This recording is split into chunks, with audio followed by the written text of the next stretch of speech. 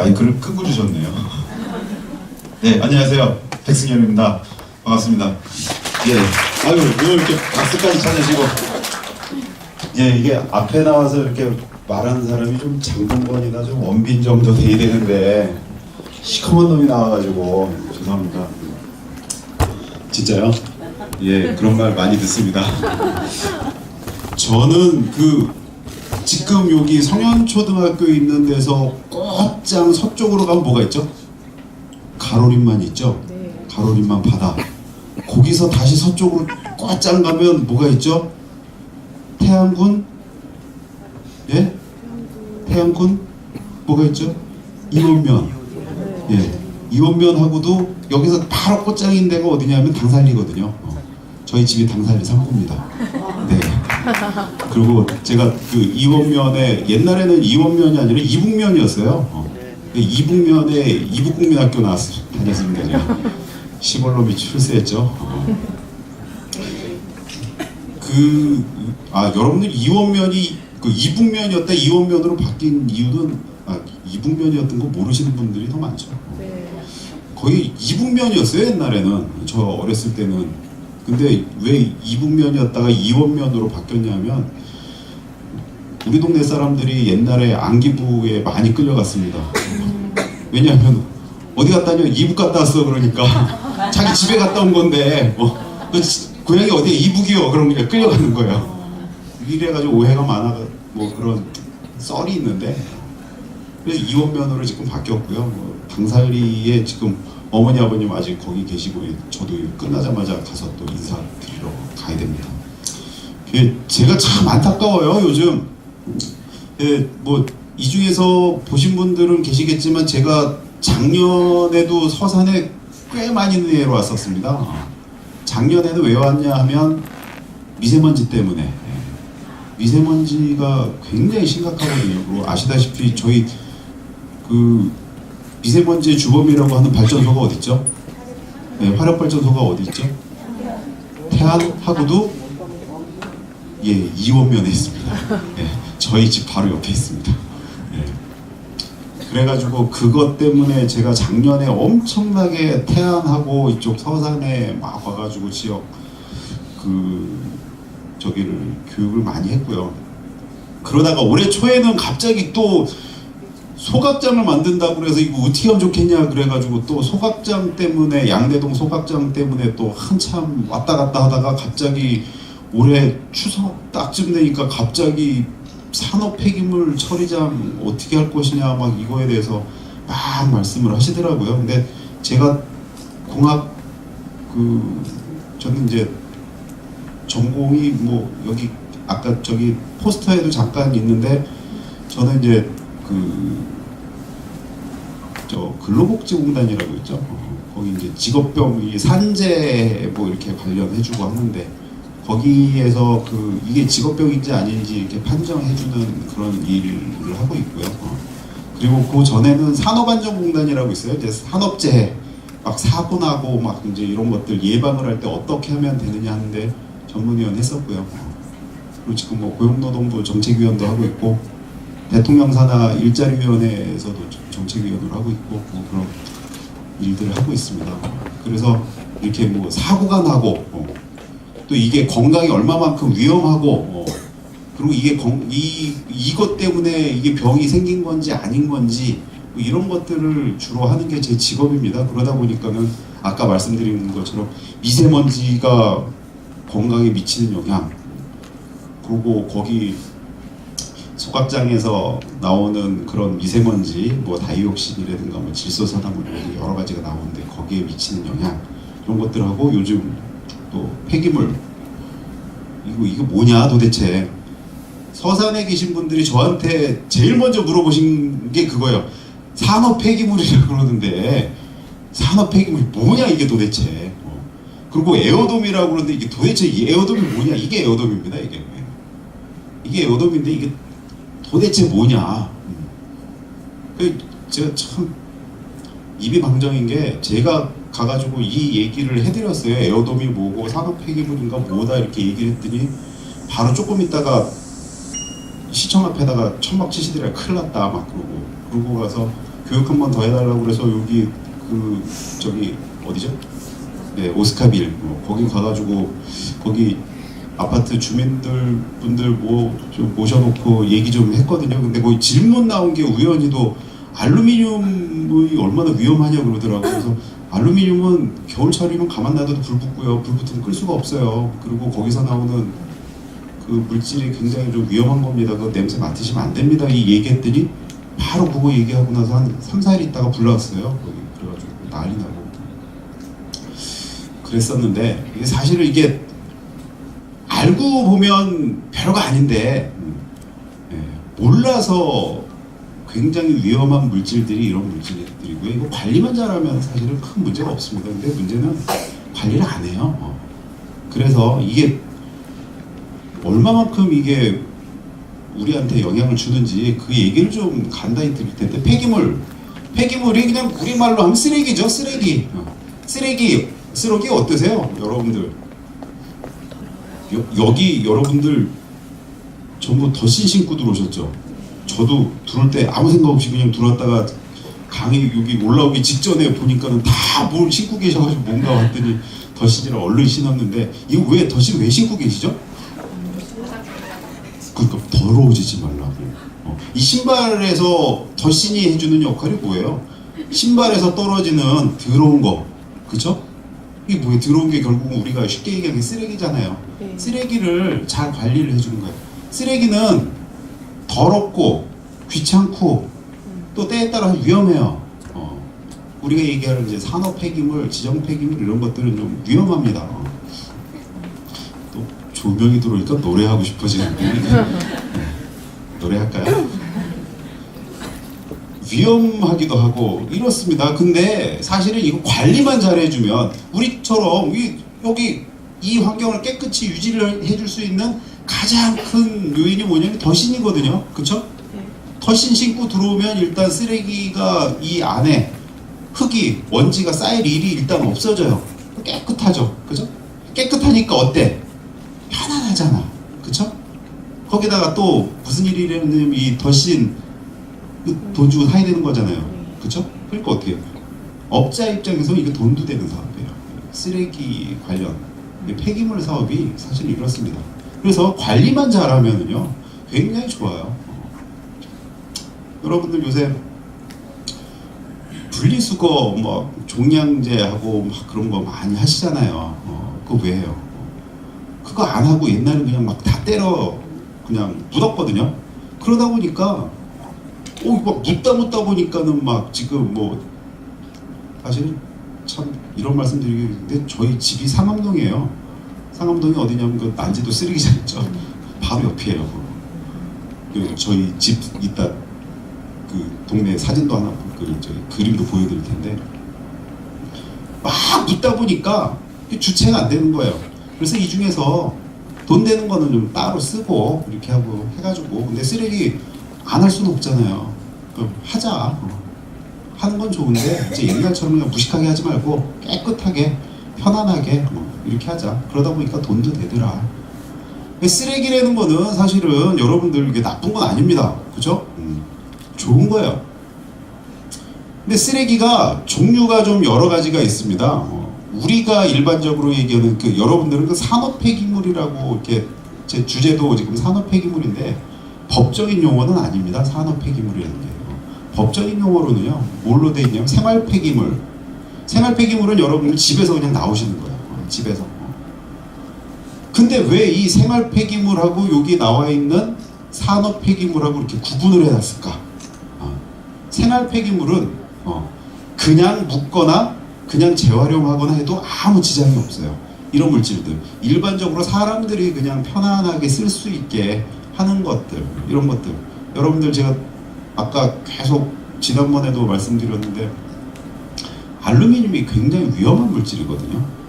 알루미늄이 가만 놔둬도 불이 붙고요. 한번 불이 붙으면 꺼지지가 않아요. 그래서 알루미늄을 주로 많이 쓰는 데가 어디서 만드냐면 군대에서 무기 만들 때 많이 써요. 알루미늄, 마그네슘 이런 것들. 가볍고 불 붙으면 안 꺼지고 막 이러니까 끌 수 있는 방법이 없어요.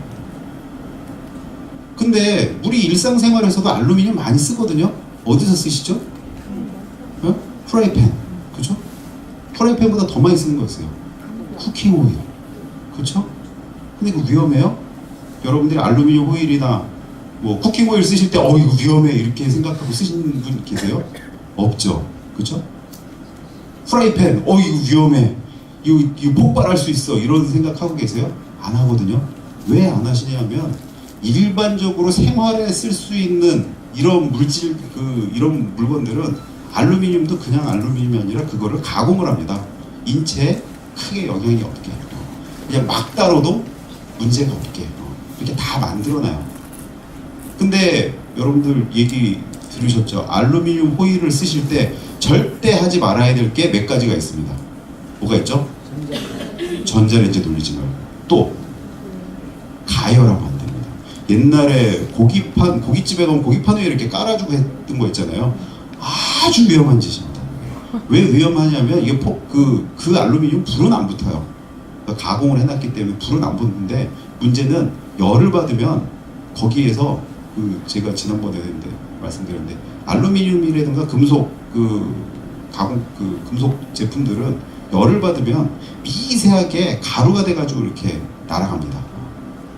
그러니까 알루미늄 호일을 열을 이렇게 가하면은 미세하게 이렇게 날아가요.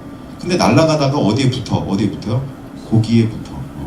고기를 그럼 이렇게 또 한쪽에 붙으니까 잘 안 붙을 것 같으니까 또 뒤집어 주잖아요. 이쪽에도 잘 붙으라고. 그렇게 한 다음에 그거를 먹어요. 그럼 그 알루미늄을 그냥 먹는 거예요.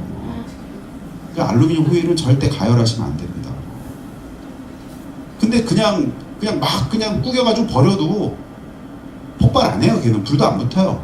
왜 그러냐면 일반 생활에 맞도록 그렇게 했으니까. 위험한 요소는 다 빼놨으니까. 그런 것들은 그냥 막 묻어도 돼요. 막 태워도 되고. 담배가 굉장히 위험하잖아요. 50가지의 발암물질이 들어있고요. 그렇죠? 담배 피우면 막 암 걸리고 막 그러잖아요. 그러니까 여러분들 여기 계신 분들, 아까도 제가 들어와서 여기 모기암 좀 붙이려고 그랬더니 라이터 계신 분들이 라이터기 가지고 계신 분이 없는데, 왜냐면 담배를 안 태우시니까. 그렇죠? 담배 기피잖아요. 저도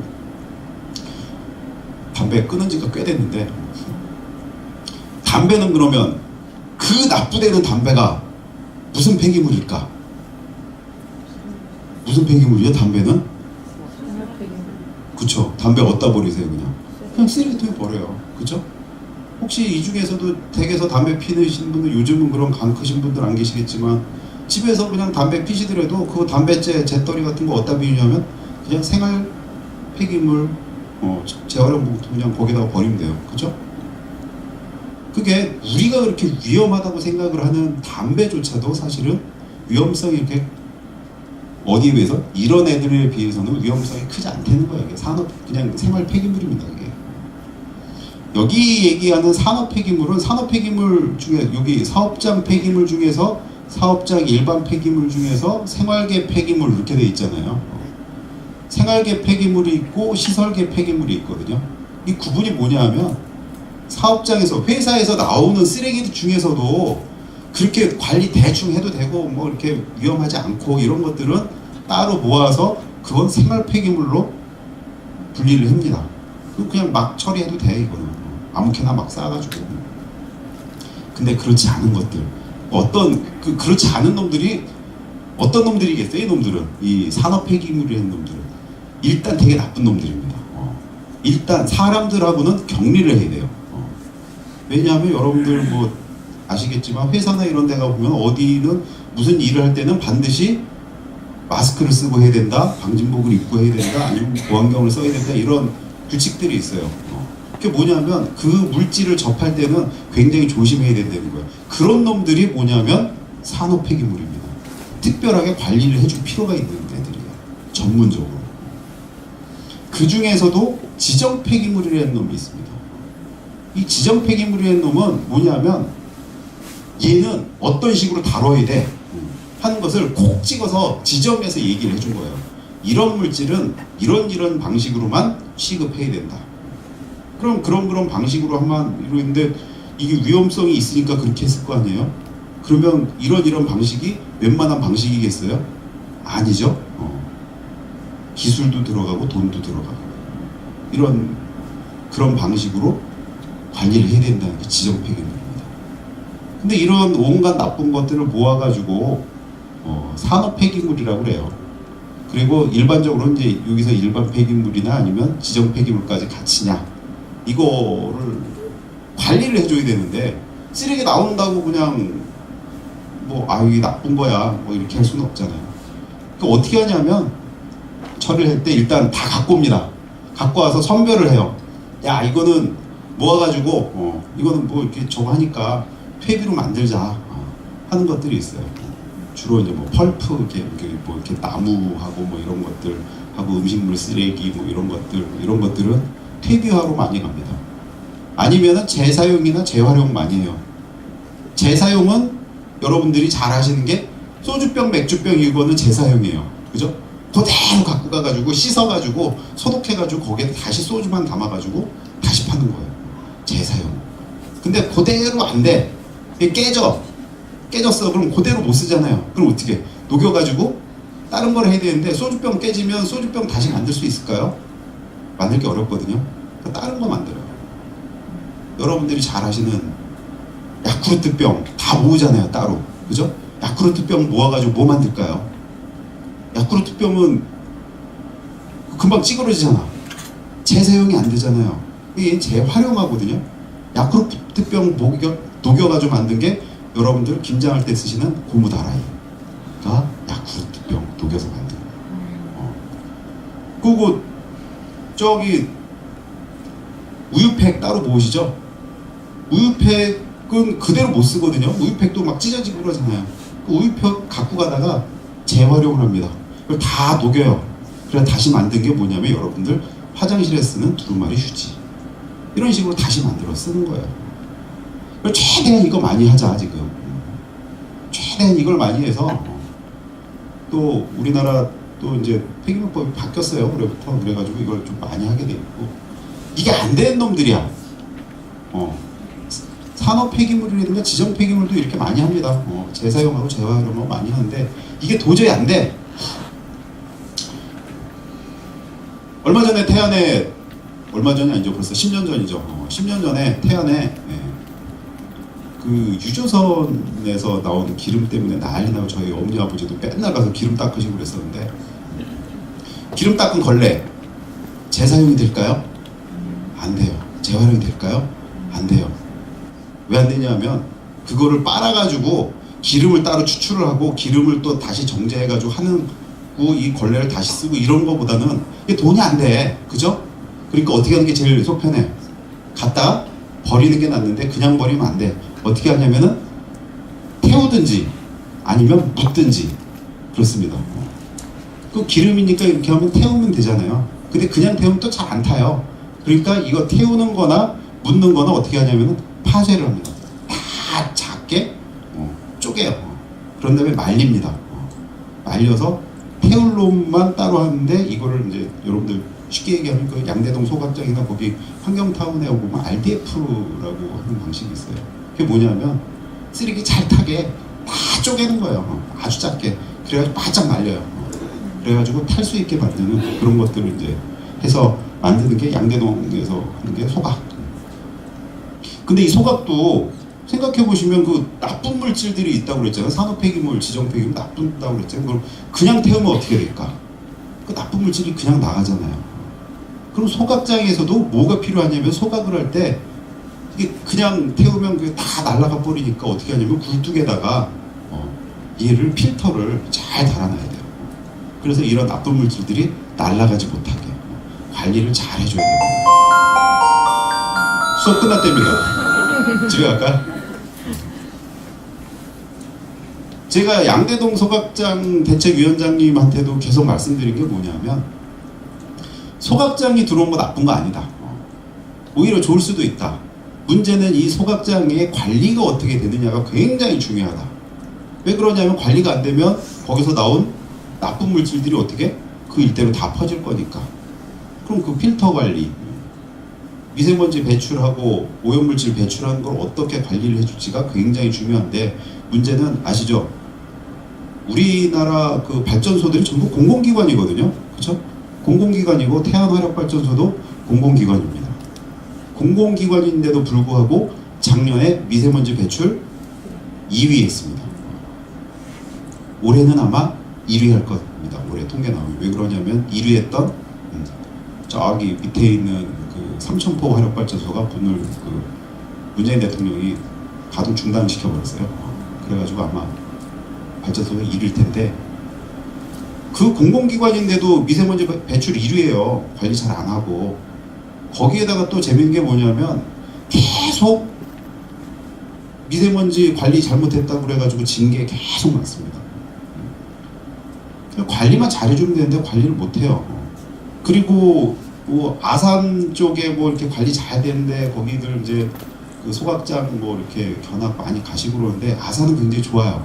왜 좋으냐면 아산은 관리를 누가 해요? 아산시가 합니다. 지자체가 관리를 합니다. 그러다 보니까 지자체에서 관리를 하면 예산 그 뭐 이렇게 미세먼지하고 뭐 이런 것들 뭐 환경 오염물질 필터하고 걸르고 하는 이런 장비들은 다 뭘로 사요? 예산으로 사잖아. 그렇죠?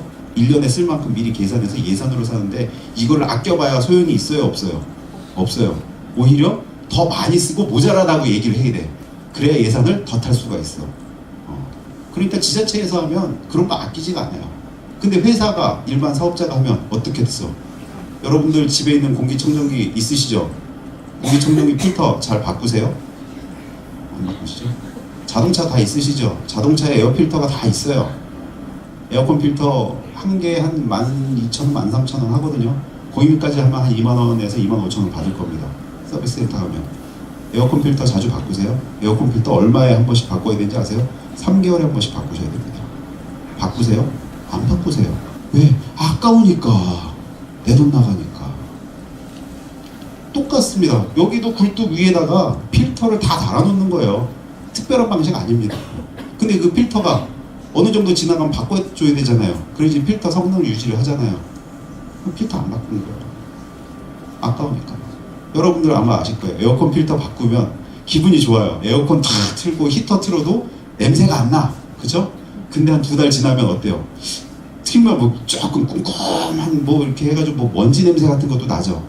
왜 그러냐면 이미 이 필터의 기능을 상실한 거예요. 그래서 제가 작년에 그 얘기를 한번 들었었는데, 나중에 한번 날 잡아가지고 서산 환경운동연합에다가 제안을 했었는데, 에어컨 필터를 내 손으로 바꿀 수 있는 거 굉장히 간단하거든요. 우리 집에 있는 내 차에 있는 에어컨 필터, 혹은 집에 있는 공기청정기 그 필터, 집에 있는 에어컨 필터, 이거 청소하고 바꾸고 하는 거 한 다음에 인터넷으로 주문하면 싸요. 인터넷으로 에어컨 필터 여러분들 아니면 이마트 가서 사셔도 되고 바꾸시면 돼요. 굉장히 건강에 좋습니다. 그럼 태우거나, 태운 쟤는 또 어떻게 해요? 거기서 나온 필터, 그 필터가 뭐예요? 이게 또 지정 폐기물이에요. 왜냐하면 지정 폐기물을 다 모았으니까. 그 필터를 갖다 어떻게 해? 갖다 묻는 거예요. 매일 땅에다가 묻는 겁니다. 그래서 실제적으로 보면 뭐 이렇게 숫자가 막 이렇게 있는데, 일반적으로 사업장 폐기물이나 지정 폐기물은 매립이 한 16%에서 한 20% 가까이 돼요. 이렇게 한 지정 폐기물 한 20% 가까이 갖다가 묻을 수밖에 없어요. 나머지 재활용하고 재사용하고 태우고 뭐 이런 것들 다 하고, 그리고 남은 것들은 한 20% 가까이 하고요. 해역 배출 옛날에는 바다에다가 많이 버렸어요. 우리나라는 재작년부터 이제 금지됐는데, 여러분들 그 소말리아 가면 해적이 많다고 그러죠. 소말리아에 왜 해적이 많을까? 아세요? 소말리아 앞바다가 옛날에 유럽에서 이런 지정 폐기물 관리하기 어렵잖아요. 그러니까 지정 폐기물을 각 나라에 있는 거를 배에 실어요. 갖고 와가지고 제일 가까운 데가 어디냐면 소말리아 앞바다거든요. 거기 유럽에서 지중해 거쳐가지고 거기 그 수에즈 운하 딱 나와가지고 고기는 다 배들이 바글바글 하니까 못 버리잖아. 지중해에도 못 버리고 여기도 못 버리고 쭉 수에즈 운하 빠져 나와가지고 딱 큰 바다 태평양에 딱 나오자마자가 소말리아예요. 그 소말리아 앞바다에다가 지정 폐기물 다 버린 거예요. 얘네들이. 무슨 일이 일어났을까요? 소말리아 앞바다에는 지금도 생명이 단 한 개도 없어요. 왜? 유럽에 있는 지정 폐기물들을 다 갖다 버렸으니까 싹 말라 죽었어. 그럼 소말리아에도 어민들이 있을 거 아니에요. 어민들이 있는데 배는 있는데 나가서 고기를 못 잡아. 그러니까는 굶어 죽게 생겼어. 거기다가 소말리아 아시다시피 옛날부터 반군들하고 맨날 내전하고 그러다 보니까 무기는 많아. 무기도 지배받더니 총도 있어. 배도 있어. 할 거는 없어. 할 수 있는 게 뭐뿐이 없어요. 해적지뿐이 없는 거예요. 이게 지정 폐기물에 사실은 소말리아가 가장 큰 희생자입니다. 그래서 요새 세계적으로 소말리아에다가 옛날에는 해적만 때려잡았었는데 해적만 때려잡아야 될 일이 아니다. 왜? 바닷가에 사는 사람들은 다 해적이에요. 그냥 다 죽일 수는 없잖아. 어떻게 얘네들 먹고 살게 좀 해주자. 이제 그렇게 지금 바뀌고 있거든요. 결국은 이거를 바다에다가 버렸으니까 문제. 지금 바다에다 못 버려요. 런던 협약이라고 있어가지고 바다에다가 이제 못 버리게 됐습니다. 아, 여러분 혹시 아신지 모르겠는데 우리나라도 동해안에 옛날에 한때 유행 많이 됐었는데 동해 바다 밑에 백화현상이라고 일어났어요. 뭐냐면은 생물들이 싹 죽어요. 왜 죽냐 그랬더니 우리나라도 바다에다 갖다 버렸거든요. 특히 바다에 버린 게 뭘 많이 버렸냐면 축산분뇨를 많이 버렸어요. 그 소, 돼지, 닭, 개분 막 이런 거 있잖아요. 독하니까 뭐 퇴비 만들고 뭐 하고 하는 것도 이제 귀찮으니까 바다에다 버리자 그러고 바다에다 버렸는데 그 지정 해역이 있어요. 지정 해역이 어디냐면 독도 남쪽에, 그러니까 포항에서 쫙 옆으로 가서 독도 남쪽 고기예요. 고기에다 갖다 버려라 그랬었는데 그 일대가 완전히 황폐화가 됐습니다. 바다. 그래서 못하게 금지시켰어요. 그때는 몰랐던 거죠. 막 갖다 버렸는데 보니까는 생물들이 하나도 안 남은 거야. 그럼 결국은 할 수 있는 게 매립뿐이 없어요. 거기다가 몇 년 전까지만 해도 이런 지정 폐기물 이런 것들은 다른 나라에다 갖다 버렸어요. 근데 이제 다른 나라에 못 갖다 버리게 해요. 니네 폐기물은 니네 알아서 해. 그러다 보니까 전국적으로 지정 폐기물 사업이 굉장히 큰 사업이 됐습니다. 근데 폐기물이 꼭 필요하다고 그랬잖아요. 이게 폐기물이 회사에서 생각하면 지정 폐기물, 상업 폐기물 이런 게 뭐냐면 이게 똥오줌하고 똑같아요. 이게 뭔가 좋은 거를 만들었어. 좋은 거를 만들었는데 좋은 걸 만들다 보니까는 안 좋은 놈들을 다 모아놓은 거.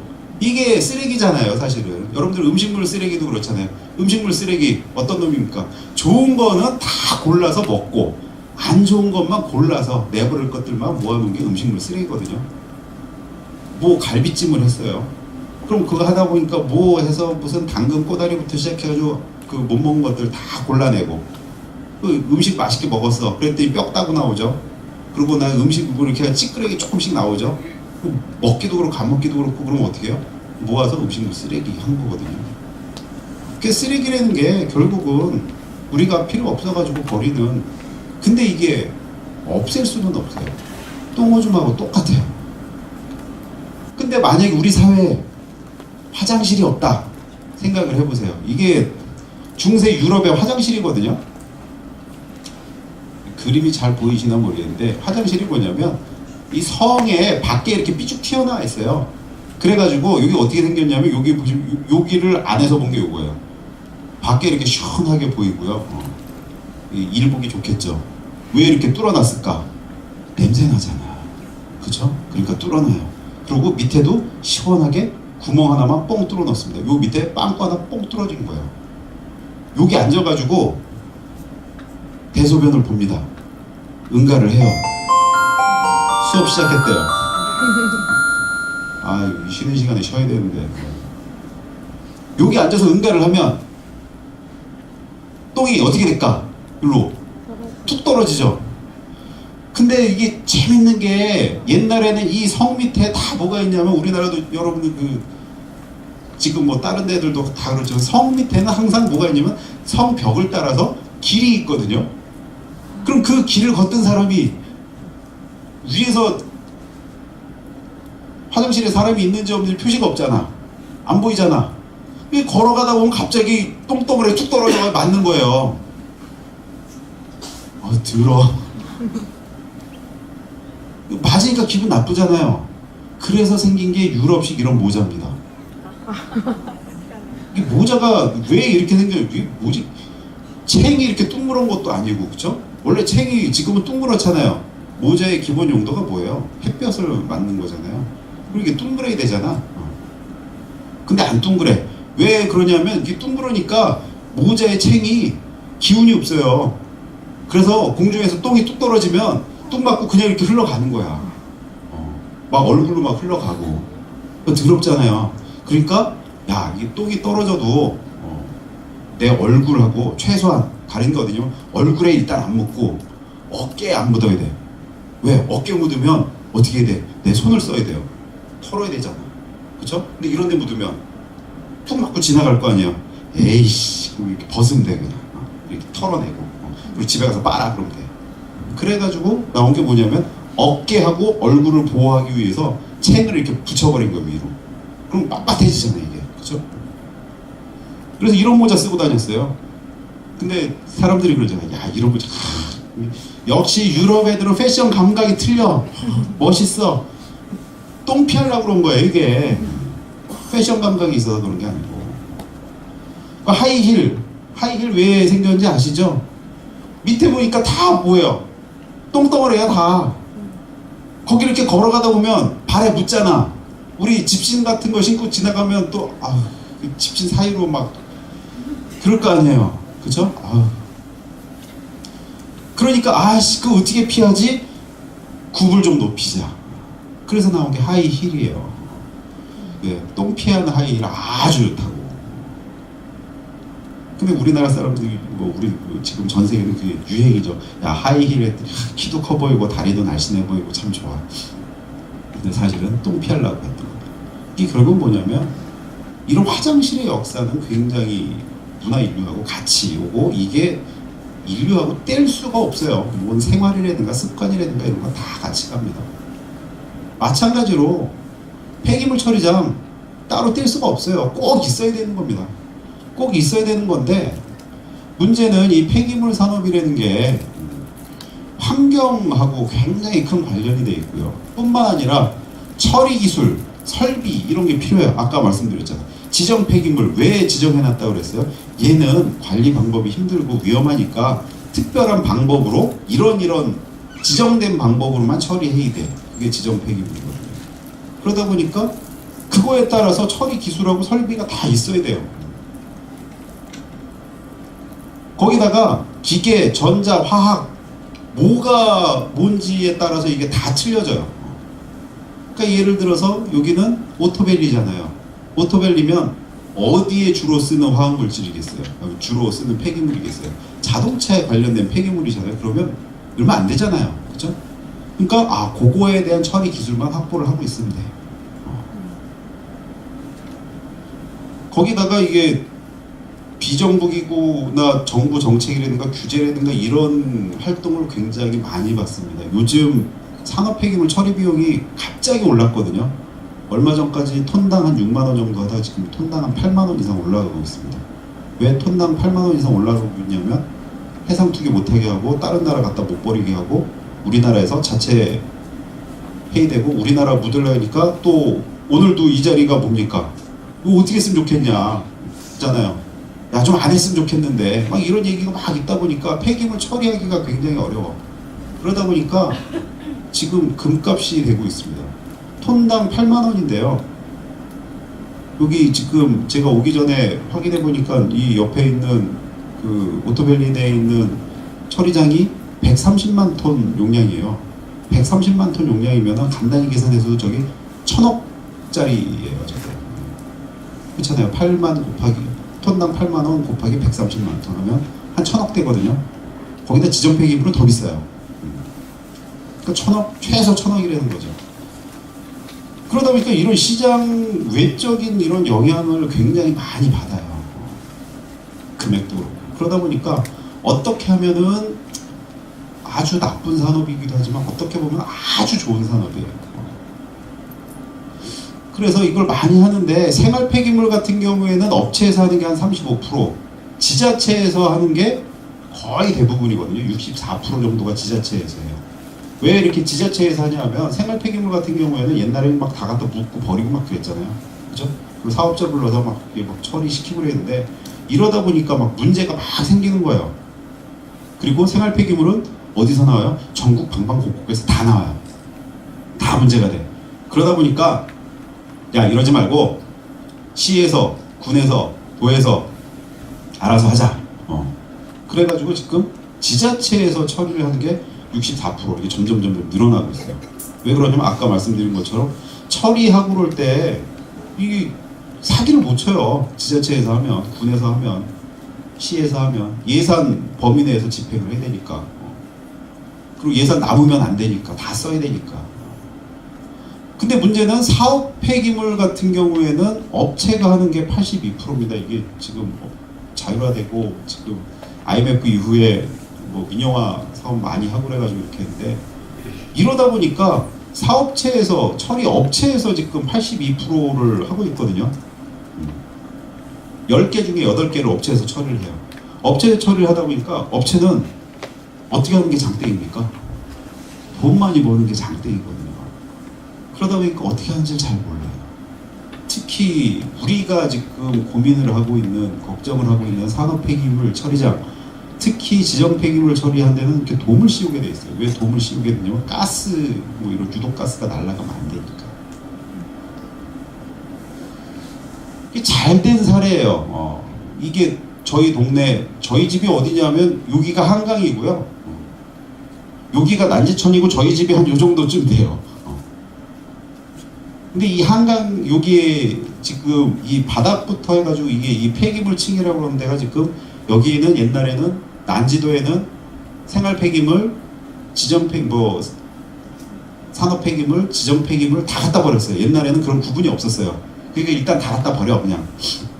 언제부터 했냐면 78년부터 93년까지 다 갖다 묻어서 요 밑에서부터 요 위에까지 높이가 95m입니다 지금. 95m를 쌓아 올렸어요. 전 세계에서 가장 높은 쓰레기 탑입니다. 쓰레기 탑을 쌓아놨는데 93년도까지 매립을 했는데 이때 문제가 생기기 시작했어요. 왜 그러냐면은 옛날에는 이 일대가 전부 사람이 하나도 없었는데 서울이 확대되다 보니까 점점 사람들이 막 지나다 보니까 막 이게 막 무너지고 내리고 여기에서 막 옆에서 막 더러운 물 흐르고 그러니까 야 사람들이 야 이거 안 되겠다 처리하자. 그래가지고 96년도부터 관리를 시작했는데 관리를 어떻게 했냐면 여기 보시면은 두 가지 관리 시설이 있어요. 뭐 얘기들은 많은데 두 가지. 하나는 침출수 처리장.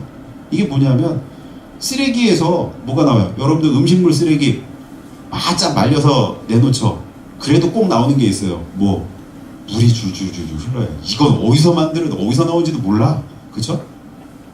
쓰레기 봉지에서 잘 쓰레기 봉지를 이렇게 해가지고 깨끗하게 쌌다고 해도 꼭 보면 물이 질질질 흘러요. 거기다가 이건 밖이야. 그러다 보니까 비가 오면 어떻게 돼요? 물이 스며들어가지고. 근데 이 비가 들어와서 어려운 말이 침출수잖아요. 침출수가 뭐냐면 비가 스며들어가요. 스며들어가가지고 이 안에 있는 온갖 나쁜 쓰레기와 이런 나쁜 물질들하고 같이 섞여요. 그래가지고 이 물질들을 같이 섞어서 물에 녹아가지고 같이 나와요. 이게 침출수예요. 이게 밖으로 나가면 안 됩니다. 이 밖으로. 밖은 한강이에요. 바로. 큰일 나죠. 그러니까 왜 못했냐면 차수 벽이라는 걸 만들었어요. 안반까지 해가지고 깊게 박아버렸습니다. 벽을 쳐버렸어요. 눈에는 안 보여요. 깊게 박고, 근데 박고 있으면 비 오면 그럼 흘러 넘칠 거 아니에요. 그죠? 그러니까 요 옆에다가 못하게 수로를 다 파놨어요. 그리고 요 밑에다가 탱크를 다 박아놨습니다. 200m 하나씩, 200m 하나씩. 다 박고 여기서 나오는 그 더러운 물이 흘러가는 거를 여기서 다 목욕해요. 그래서 그거를 처리를 합니다. 그리고 여기 보면 또 요렇게 있는 것들 있죠?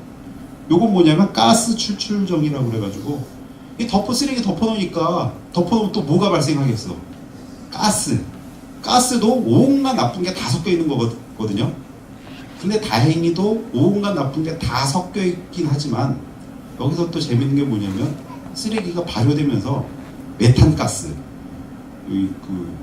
이게 굉장히 그 불에 잘 타거든요. 그러니까 가스를 모아가지고 이게 재밌는 게 여기인데 가스를 이게 이렇게 다 파이프를 다 박아놨어요. 나중에 저희 동네 오시면 저한테 연락 주세요. 제가 차 한 잔 사드릴 수 있으니까. 네. 요 바로 여기가 MBC거든요. MBC 옆에 카페 좋은 거 있어요. 네. 오시면 제가 차 한 잔 사드릴게요. 거기서 이제 그 전에 투어 코스를 한번 가셔야 됩니다. 여기 가시면은 이렇게 가스관들이 이렇게 노랗게 돼 있는 게 파이프를 다 박아놨어요. 그래서 안에 있는 가스들을 다 수집을 합니다. 파이프로 다 수집을 해서 여기로 갖고 와요.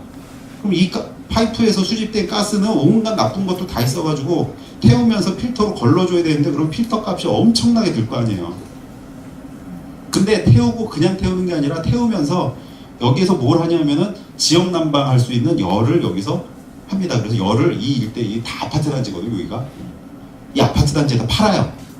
파니까 뭐가 생겨? 돈이 생겨. 돈이 생기니까 이거를 계속 할 수가 있는 거예요. 그 돈으로. 거기다가 돈이 좀 남으니까 뭐 하냐면 침출수 처리.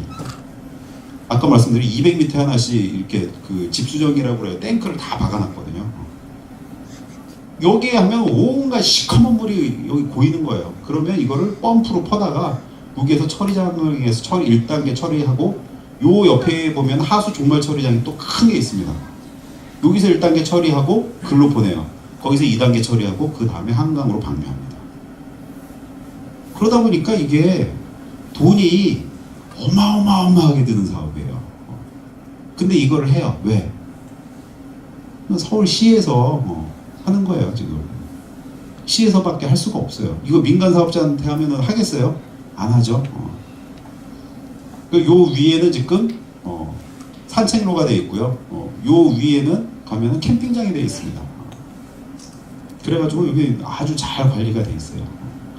그리고 여기 하늘공원 여기가 이제 억새밭이거든요. 올가을에 못 가봤는데 해마다 가는데 굉장히 좋아요. 굉장히 바람직한 사례입니다. 쓰레기장 이렇게 운영하면 누가 뭐라 그래요. 그렇죠? 거기다가 제가 아까 말씀드린 것처럼 아산의 소각장 이런 데 잘 운영되고 있거든요. 왜 그러냐면 그거는 시에서 직접 해요. 그러다 보니까 운영이 잘 돼요. 이게 또 기본적인 바람직한 처리장입니다. 제가 말을 너무 많이 하다 보니까 시간이 금방 가네요. 벌써 40분이 지났네. 큰일 났네. 앞으로 할 얘기가 많은데 이게 매립장 기본적인 시설이거든요. 매립장을 팔 때는 이렇게 비스듬하게 파야 됩니다. 왜냐하면 비스듬하게 안 파면 어떻게 돼요? 무너져요 나중에. 그러니까 비스듬하게 파야 되고요. 위에는 이렇게 철골 구조로 뚜껑을 막게 되어 있습니다. 왜 뚜껑을 막냐 하면 아까 말씀드린 대로 이 나쁜 가스가 계속 나갈 거잖아요. 그러니까 가스 안 나가게 막아줘야 돼요. 이렇게 하고 근데 여기 이렇게 하다 보면은 얘네들이 물이 생길 거 아니에요. 그쵸? 물이 생기니까 어떻게 되냐면 요 옆에다가 침출수 조절지라고 그래요. 요 옆에다가 탱크를 하나 박아 놓습니다. 그래가지고 그걸 계속 여기서 나온 것들을 그쪽으로 모아가지고 퍼 올려서 다시 말려서 일로 다시 집어넣어야 돼요. 남은 덩어리들 온이라고 그러죠. 슬러지를 뭐라 그러나 뻘 완전 뻘같이 돼요. 말리면은 그거를 아주 말려가지고 가루처럼 만들어가지고 다시 일로 매립을 시킵니다. 이거를 계속 해줘야 돼요. 이게 얼마만큼 해줘야 되냐면 평상시에도 계속 해줘야 되고요. 이 쓰레기가 이제 나중에 다 차요. 그럼 어떻게 되냐면 여기를 얘를 걷어버리기 전에 이 위에다가 흙을 둥그렇게 쌓습니다. 아까 제가 난지도 거 위에 억새밭이 있다고 그랬잖아요. 왠지 그 쓰레기 위에 억새가 어떻게 생기겠어요? 한 20m를 흙으로 덮어버렸어요. 위에 그 안으로 밖으로 쓰레기나 뭐 이런 것들이 못 나오게 흙으로 완전히 덮어버립니다. 덮었는데 아까 96년에 했다고 그랬잖아요. 아직도 막 그 옆에서 그 동네에 있는 아파트 단지를 다 데울 수 있는 가스가 아직도 나오고 있거든요. 아직도 그 옆에서 그 침출수 막 나오고 있거든요. 원래 이거는 이렇게 한번 하면 매립이 끝난 이후 30년간 이거를 계속 유지를 하게 돼 있어요. 법적으로. 근데 돈은 언제 벌어요? 여기 뭘 갖다 집어넣어야지 돈 버는 거 아니에요. 집어넣은 이후에 흙을 다 덮고 나서 이 뚜껑을 걷어낸 이후에 30년간 가스 처리하고 침출수 처리를 계속 해야 돼요, 이 업체에서는. 그럼 업체에서 잘 하겠어요? 그러니까 이거는 지자체에서 할 수밖에 없는 일인데 업체한테 지금 계속 하고 있더라. 그러다 보니까 이게 또 한 가지 문제는 위에다가 이렇게 지붕시설을 이렇게 하려고 그러다 보니까 이 돈이 어마어마하게 들어요. 그래서 하는 게 뭐냐면 에어돔입니다. 에어돔이 이거예요. 지금 여러분 만들어 놓은 거예요, 이게. 이게 뭐예요, 이게? 에어돔이 뭐냐면 비닐하우스하고 똑같은 거예요, 비닐하우스. 비닐하우스인데 비닐하우스는 뼈대가 뭐예요? 쇠파이프죠. 쇠파이프인데 쇠파이프를 그렇게 크게 만들어 놓을 수가 없잖아요. 그러니까 쇠파이프를 안 하고 뭘 하냐면은 뼈대를 풍선으로 만들어 놓은 거예요. 뼈대를 풍선으로 만들어 놓고 위에다가 비닐을 하나 덮어 놓은 거예요. 이게 에어돔입니다. 실제 에어돔 이렇게 만들어요.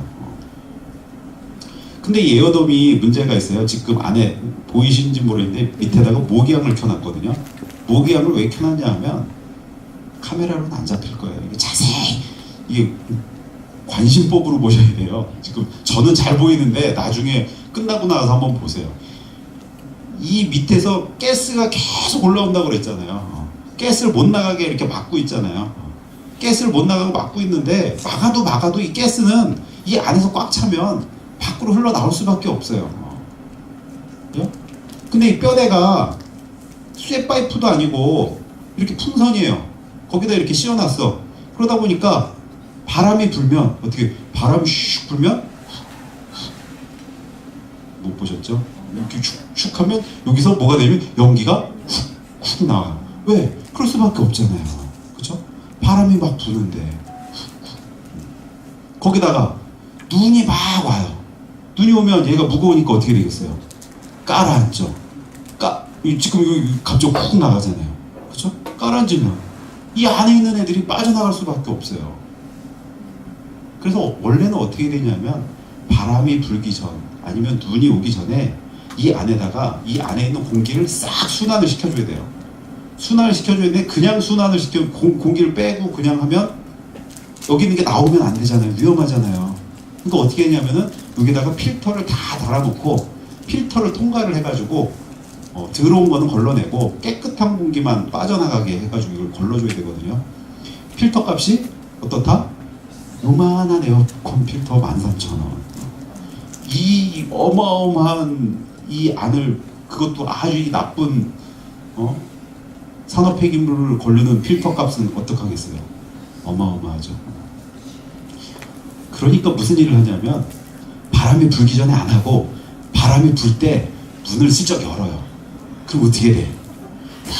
이렇게 아니 그냥 자연스럽게 깨끗해져. 왜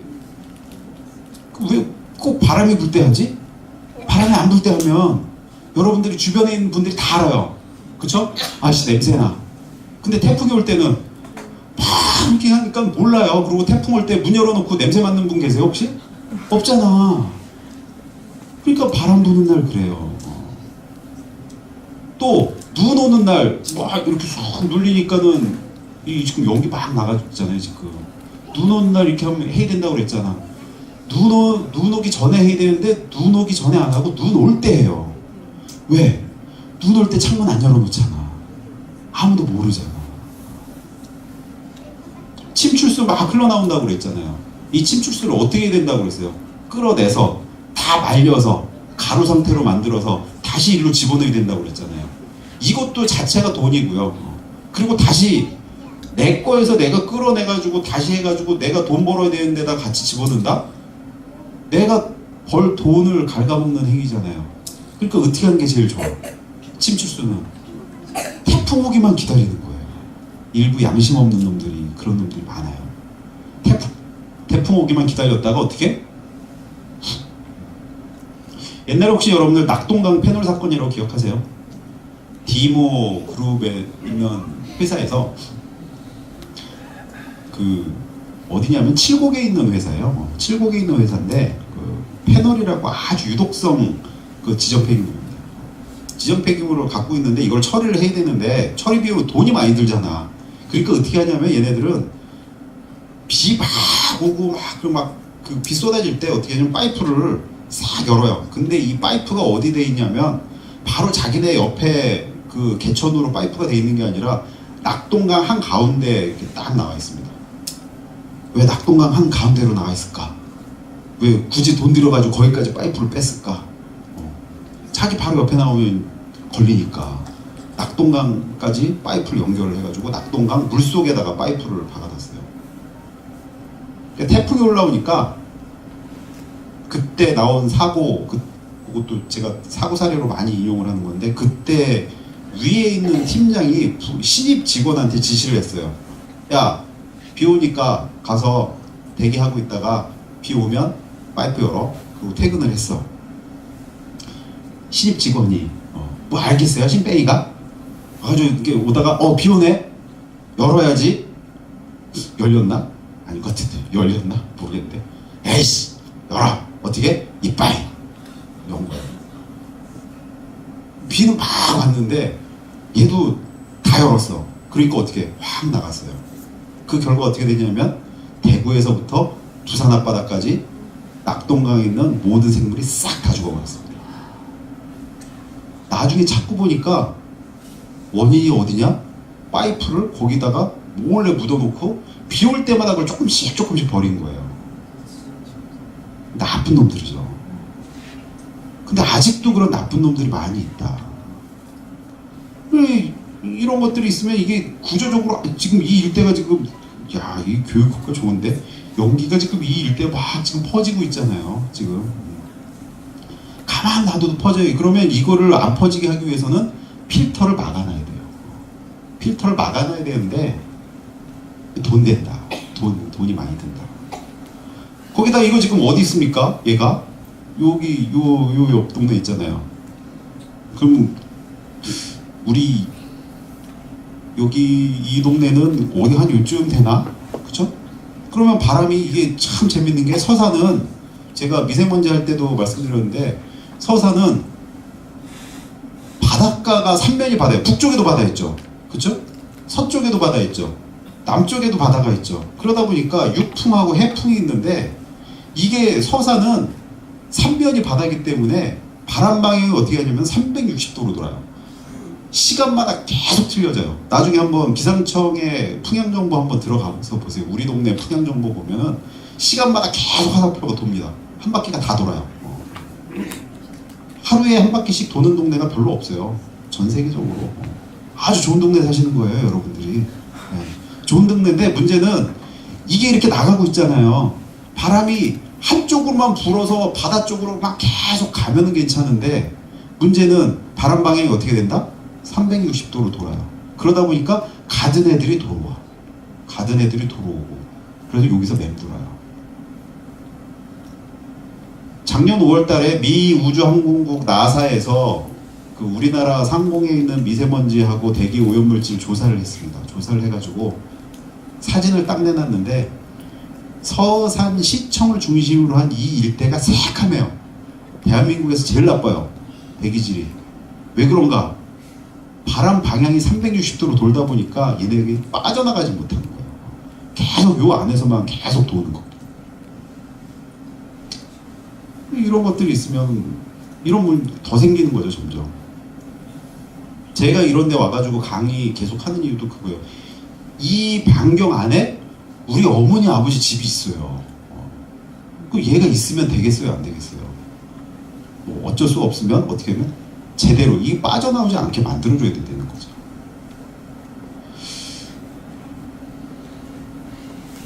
관리자가 30년 동안 안전을 책임져야 합니다. 이게 올해 나온 뉴스거든요. 한 매립지는 10년 전 부도가 난 뒤 방치되고 있습니다. 침출수가 새고 벽이 갈라진 위험천만한 현장. 최우진 기자가 취재했습니다. 바로 요 아래 동네 세종시 얘기입니다. 세종시 연동면 12,000제곱미터 규모의 폐기물 매립지입니다. 지난 2002년까지 유해 물질 등 폐기물 32만 세제곱미터가 묻혔습니다. 허가 용량을 2배나 넘겼는데 15년 만에 위험천만해졌습니다. 바닥에 깔린 방수 시트는 비를 맞아 너덜너덜해졌고 불에 탄 듯 시커매진 옹벽은 침출수가 샌 정황을 보여줍니다. 실제 이곳 침출 수위는 12.8m로 법령 기준을 6배 넘겼습니다. 심지어 폐기물 하중을 못 버틴 듯 옹벽에 금이 가고 10cm 넘는 틈까지 벌어졌습니다. 땜질 처방을 했지만 폭우가 덮치면 폐기물이 본물처럼 쏟아질 태세입니다. 측면 하중을 받고 있는 상태예요. 그래서 붕괴 우려와 이제 침출수가 외부로 또 유출될 수 있는, 그래서 하천이나 토양 오염을 시킬 수 있는 그런 우려가 큰 상황이고요. 하지만 책임 소재가 불분명합니다. 매립지가 부도난 뒤 공매로 넘어가 사후 관리자가 사라진 뒤 법적 공방만 벌이고 있습니다. 금강환경청은 정밀 진단 결과 안전 상태라고 해명했지만 30억대 침출수 처리 비용을 어떻게 해결할지 고심입니다. 안전한 것으로 일단은 판정이 된 상황입니다. 지속적으로 관리하기 위해서는 이윤보증금이 부족한 상황입니다. 세종시와 협업을 통해 사후관리에 만전을 기할 예정입니다. 정부와 자치단체가 책임 떠넘기기에 급급한 사이 폐기물 더미는 시한폭탄처럼 일대 안전을 위협하고 있습니다. TJB 최효진입니다. 대부분의 사업자들은 양심적으로 잘 하는데 문제는 극히 일부의 사업자들이에요. 그리고 지금 아까 초기에 말씀드린 것처럼 지금 폐기물 처리 비용이 굉장히 많이 올라갔거든요. 그러다 보니까 대기업이라든가 국제 글로벌 기업들이 지금 폐기물 처리에 굉장히 관심을 많이 갖고 있고 운영을 많이 하고 있습니다. 그런 데들이 하는 건 상관이 없어요. 왜냐하면 걔네들이 요거 조그만 사업 가지고 막 부도 내고 도망가고 그러진 않을 거잖아요. 그렇죠? 그리고 지자체가 하는 건 상관이 없어요. 지자체가 부도 내고 도망가고 그러진 않을 거잖아요. 근데 문제는 그렇지 않은 사업자들은 이렇게 비양심적으로 하는 데들이 많이 있다. 또 이게 좀 전에 사례 보여드린 게 담당이 어디래요? 금강유역환경청이거든요. 여기 폐기물 관리 담당 누구죠? 여기서 저렇게 한번 사고 당하고 나서 여기서도 똑같은 일을 또 하는 거예요. 그러고 믿어달래요. 저는 진짜 믿고 싶은데. 예. 그리고요, 또 문제가 되는 게 아까 중간에 잠깐 나왔는데 들어보셨는지 모르겠는데 폐기물을 허가 용량의 2.5배를 매립을 했대요. 그럼 2.5배를 매립하는 동안 관리하는 지자체라든가 아니면은 금강환경유역청이라든가 이런 것들은 왜 몰랐냐. 하다못해 들어오는 트럭 수만 쉬었어도 직접 쉬지 않고 CCTV만 달아놓고 체크만 해도 되거든요. 그쵸?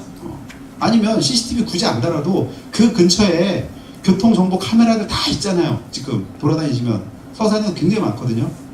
그거 해가지고 다 쉬지 않고 보통 한 달이면 한 달에 한 이틀, 3일 정도만 해가지고 빨리 돌리게 해놓고 야 여기 가는 차 몇 개인가 한번 쉬어봐. 그렇게만 봐도 야 얘는 지금 한 달 평균 어느 정도 매립이 되겠다. 그럼 매립량이 어느 정도 되겠다. 계산 다 할 수가 있습니다. 직접 안 가봐도 다 안 했다는 얘기죠. 문제가 돼. 이래서 문제라는 겁니다. 거기다가 아까 잠깐 보셨지만 제가 폐기물 처리한 다음에 그 위에 뭐 해야 된다고 그랬어요. 흙을 다 싸서 접근을 못해 복토한다고 그러거든요. 이거 해야 되는데 저기 보니까 어떻게 돼 있어요. 그냥 맨바닥이에요. 그럼 저기에서 아까 계속 나오죠. 침출수, 가스 이런 게 계속 나오고 있는 거예요. 그럼 어떻게 할 거냐. 처리해오던 쓰레기장이 운영업체 부도로 방치되고 있습니다. 매립장 붕괴 위험에다 침출수 유출이 심한데 막대한 비용이 들어가는 사후 관리를 삼척시가 고스란히 떠안게 됐습니다. 김용호 기자입니다. 지난 2011년부터 산업 폐기물을 매립해온 삼척시 도계읍의 쓰레기 매립시설. 개인업체가 운영한 이 매립장은 전국 각지에서 발생한 사업장 쓰레기를 받아 매립해왔는데 지난해 업체 부도 후 문을 닫았습니다. 사업체 부도로 매립장이 1년 넘게 방치되면서 매립 쓰레기의 붕괴 위험이 높아지고 침출수도 제대로 처리되지 않고 있습니다. 매립장은 쓰레기 반입 후 배수와 매립가스 처리, 복토 등의 과정을 거쳐 폐쇄해야 하는데 이미 반입된 46만 톤의 쓰레기가 그냥 쌓여 있습니다. 비가 오거나 하면은 물을 머금은 흙이 너무 무거워서 자꾸 떨어지거나 이렇게 흘러내리거나 해서 상당히 위험했었어요. 개비온도 좀 상당히 좀 위험한 상태였죠. 그 전에 한번 무너진 적도 있었고. 현행 폐기물 관리법은 산업쓰레기 매립장을 운영한 사업체가 매립이 완료된 후 30년 동안 매립장을 관리하도록 규정하고 있습니다.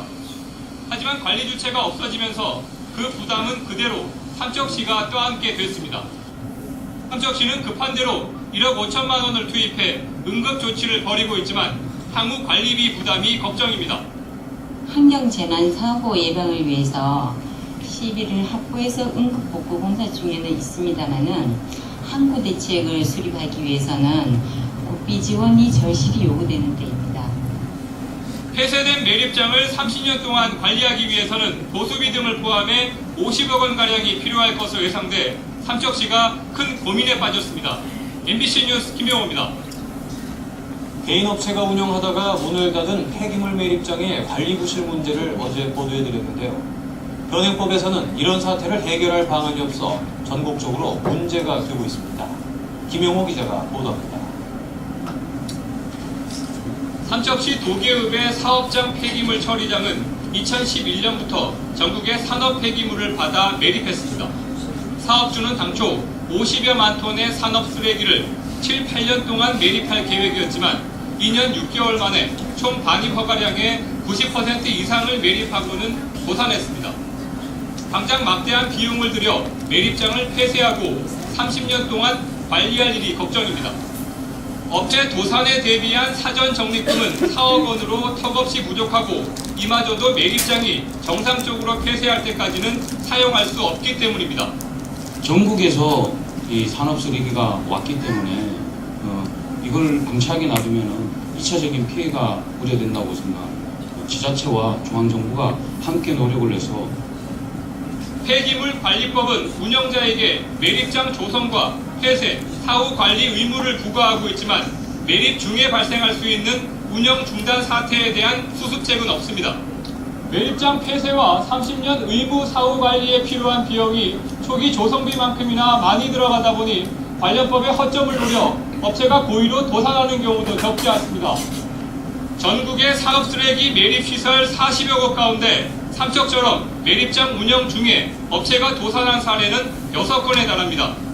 환경부도 문제점을 인정하고 뒤늦게 수습책 마련에 나섰지만 이미 도산한 매립시설의 처리는 쉽지 않습니다. 건전한 사고관리를 이행을 담보하기 위해서 폐기물 관리법을 원래 4월달에 국회에다 제출한 내용이 있습니다. 제도법 밖에서 일어났던 일에 대해서는 지적과 계속 설득해가지고 개인업체 부도로 방치된 매립시설은 환경 재난으로 이어질 수 있고 막대한 뒤처리 비용을 국민 세금으로 메워야 해 관련법 보완이 시급합니다. MBC 뉴스 김영호입니다. 아까 사례에서도 그렇고 지금 사례에서도 그렇고 계속 지자체 담당자들하고 그 군의원님들 나와가지고 하신 얘기가 뭐죠? 국비 확보가 필요하다. 그러면 국비에서 지원을 해줄까요? 국가에서 이거 설치를 하고 그랬을 때 뭐 이렇게 뭐 지원을 해줬거나 아니면 허가를 해줬거나 이게 아니죠. 다 누가 했어? 다 이쪽 지자체에서 했잖아요. 지자체 예산으로. 근데 국가에서 왜 이걸 책임집니까? 국가 책임 안 지거든요. 그 지금 저거는 사실은 생떼에 불과해요. 해달라 이거는 막 그러고. 근데 국가에서 해줄 의무도 없고요. 권한도 없습니다. 저거는. 결국은 누가 다 해야 돼? 지자체 내에서 다 처리를 해야 돼요. 이게 문제입니다. 그리고 아까 나온 것처럼 지금 아까 사례도 그렇고 지금 사례도 그렇고 이게 불과 몇 년 전 2014년 2017년 사례거든요. 사례 몇 개 더 보여드릴 건데 다 2010년 이후에 나왔던 일들입니다. 이게 보시면 똑같은 패턴이 있어요. 뭐냐 하면 허가를 내주면 공사를 허가한 것보다 더 많이 해. 그런 다음에 허가한 양보다 더 많이 매립을 해. 그런 다음에 매립 기간이 끝나기 전에 부도내버려. 그리고 도망가버려. 그럼 어떻게 하는 거지? 여기에 대해서 보장을 받을 수 있는 방법이 없어요. 이 2012년 건데 제가 여기 보더니 2012년 제철입니다. 여기. 인근 하천은 물고기 한 마리 살지 않은 주로 하천으로 변해가고 있는데 관리 부실이 우려를 키고 있습니다. 장호석 기자가 취재했습니다. 지난 2010년 매립시설 개선 명령을 요게 에어돔입니다. 제천 폐기물 매립장입니다. 이미 2006년부터 2009년까지 침출수와 중금속 유출, 매립 용량 초과 등으로 여러 차례 사업 중지와 시정 명령을 받았습니다. 매립장 인근에 우수관로가 연결된 소하천입니다. 이 하천의 오염 상태도 심각해 보입니다. 심한 악취와 함께 붉은 폐정물이 소하천을 가득 메우고 있습니다. 물고기 한 마리 살지 않는 죽은 하천이 되어버렸습니다. 매립장에서 근무했던 직원은 업체측이 불법으로 매립 용량을 빌려왔다고 주장합니다. 비탄면으로 설계된 매립지는 직각으로 깎아 매립 용량을 크게 늘렸고 깊이도 5m 이상 더 파낼 겁니다. 가해자는 법하는데도 허가 관청에서 무릎 확인을 안 해서 그냥 허가를 내줬기 때문에 공무를 이루어졌다고 합니다. 또 당초 허가보다 많은 폐기물이 매립되면서 침출수 유출을 막는 차수망이 터졌다고 주장합니다. 시커멓죠? 우리 시커멓고 거기 전반적인 뭐 그런데 안 되는 게뭐 안쓰럽다는 것은 기본이 당연히 늘릴 게 있어요. 담당 지자체가 너무 지금 무책임하게 이 문제를 판단하고 있습니다. 문제를 제기가 된 만큼 조사하는 피해를 최소화하는 데 무엇보다도 제체지가 먼저 앞장서서 자치단체 이게 에어돔입니다. 수년째 계속되는 관리 부실로 폐기물 매립장으로 인한 피해는 고스란히 제천 시민들에게 돌아가게 됐습니다. CGV 뉴스 장원석입니다.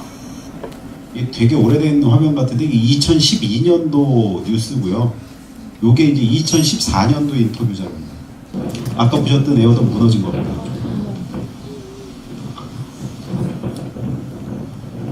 저 끝까지가 다 에어돔이었거든요.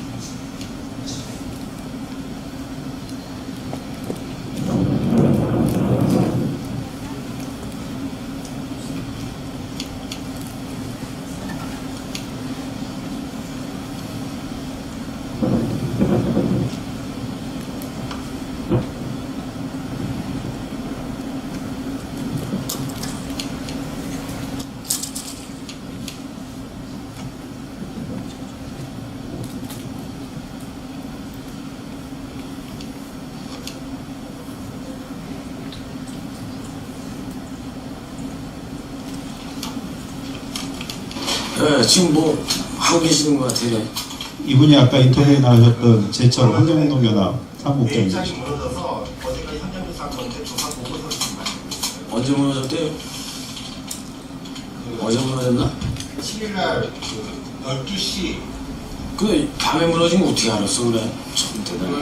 그쪽에 이제 캡스 네. 보안 시스템 CCTV가 있는데 뭔가 전혀 아직 못 봤어요. 근데 업체 쪽, 캡스 쪽하고 같이 얘기를 좀 해봤는데 이 시간대로 추진이 된다고 하더라고요. 그럼 이제 어떻게 해야 돼 이제? 되게 복잡해요 이게. 이거 돈 다시 씌워야 돼요? 저기서 이야기를 저 거기 엊그제 참 무너진 돔. 예. 그거 어떻게 해야 됩니까? 또 환경 쪽에 또 많이 아시니까 전문가시니까. 어제부터 이제 뭐 방송들 많이 이제 나가고 있더라고요. 나가고 있는데 여기 중에 좀 빠져야 할 게 뭐가 있냐면 지금 언론이든 주최시든 전부 다 폭설로 인한 천재지변에 의한 사고 이렇게 보고 있는데 그 정말 위험한 말씀이에요. 왜 그러냐면 18cm 눈이 적설량이 18cm인데 18cm의 돔이 무너진 사례가 없어요. 그리고 그게 눈이 내리면 미끄러져 내려가지 않아요? 뭐 이제 그럴 수 있지만 그대로 쌓인다 그래도 18cm에 못 버틴다? 하나죠. 애시당초 그러면 허가를 해주지 돈 허가해주지 말든지 아니면 그걸 부실 시공했던 업체한테 분명히 고발해야죠. 대형사고 터졌으면. 근데 하여간 국내에 이런 사고 사례가 없었어요. 지금 그리고 18cm 적설량이 무너진 자체가 저는 이해가 안 되죠.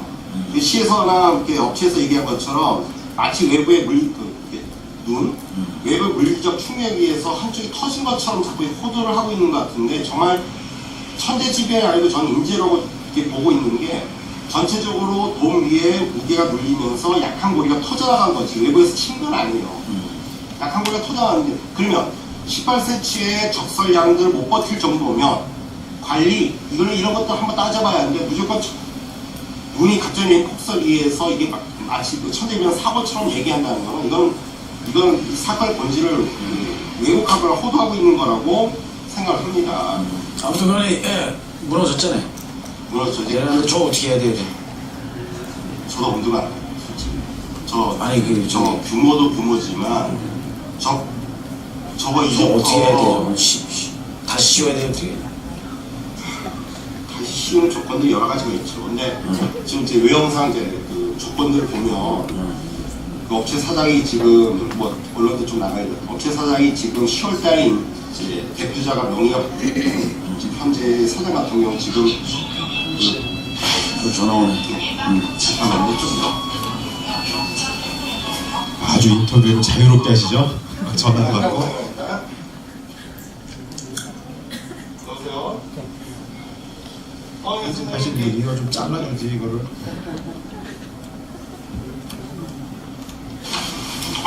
그래가지고 어떻게 해야 돼? 뭐냐?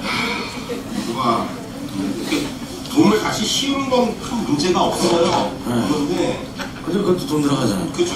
이제 아까 외형상 조건들 그건 뭐냐면 이제 업체가 그걸 처리할 수 있는 의지가 있느냐라는 거고 두 번째는 그 비용 스스로 업체가 감당하겠느냐. 뭘? 돈 다시 씌우는 거? 그러니까 복구 비용, 돈 비용이죠. 돈. 그러니까 그다음에 세 번째가 이를 강제할 수 있냐. 이 세 가지가 사실 큰 조건이에요. 강제할 수 있냐? 강제. 당연하죠. 사고 났으면 지금 저 시기에 사고 났으면 원주시와 환경청이든 제천시는 이걸 강제를 해야 합니다. 법적인 행정적이든 어떻게 강제하는데 그거 이해 안 하면 어떡할 건데. 그러니까 이걸 강제할 수 있는 이 세 가지 조건들이 있어야 하는데 이 세 가지 조건이 지금 현재 다 불투명해요. 업체 사장은 현재 10월달 바뀌었던 업체 사장 같은 경우는 지금 최장원으로 병원에 있어요. 연락도 안 돼. 이 사실이 있는지도 아는지도 모르겠어. 자, 뭐 그건 이제 인수인계 아니면 이제 대표가 바뀌는 과정에서 좀 수상한 게 되게 많은데, 그런 이제 뭐 논의로 젖혀두고 또 이제 걱정되는 이 세 가지 조건들이 안 맞는 게 있고 또 하나 문제가 되는 게 또 가장 크게 문제가 되는 게 뭐냐면 과연 복구가 가능하느냐라는 문제예요. 그동안 저희가 계속 주장을 했던 게 뭐냐면 차수막 터졌다고. 차수막 터지고 이미 침출수가 안에 표면상까지 와 있는 걸로 그렇게 지금 뭐 주장하고 있고 시도 일부분 인정하는 부분도 있습니다. 근데 과연 그걸 할 때 장비라든지 사람이 들어가야 하는데 저는 그거 가능할지 모르겠습니다. 그리고 참 어디에서 얘기를 하고 이걸 정리를 해야 할지도 막막한데. 그럼 지금 좀 뭐 이게 책임자가 없다라는 게 문제네. 책임은 어쨌거나 현재 대표가 져야죠. 업체 대표가. 그 다음에 여기에 대한 관리 감독을 해야 할, 아니면 강제해야 할 제천시 원주지방환경청이 이건 책임을 져야죠. 그런데 좀 우려되는 것도 아니고 그 일도 많이 있어요. 말도 안 되는, 진짜 말도 안 되는 이 사고, 그 다음에 해빙기만 아니고 지금부터 사고 엄청 터질 겁니다. 저거는 감당 안 돼요. 근데 이게 좀 답답한 게 지금 6월달이죠. 6월달에 기자회견하고 그 전에 뭐 더 전에 가면 이게 뭐 먼지 때 얘기예요. 그때도 계속 같은 얘기를 하고 대책 수립하자 했는데 처음 근거가 올 여름에도 마찬가지예요. 6월달에 기자회견하고 이 문제가 있습니다 라고 했는데 그 뒤로 어땠습니까? 똑같이 물고기 장통차를 떼준다고 뭐하고 했을 때도 그때도 시는 산업단지와 연관 짓지 마라 계속 그 얘기만 되풀이했잖아요. 안전하다며. 아니 허비로 막을 거를 왜 자꾸 가래로 막고 시시거리고 이제 뭘로 막을 건데? 아유, 답답한 사람들, 진짜 답답한 사람들.